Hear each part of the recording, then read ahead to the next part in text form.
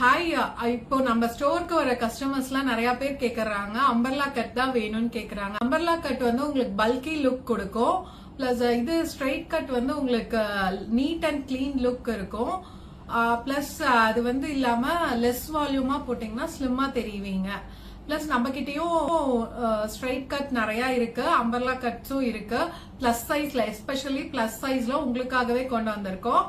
வேணுங்கிறவங்க டிஎம் பண்ணுங்க, கேட்டலாகும் சென்ட் பண்றோம்.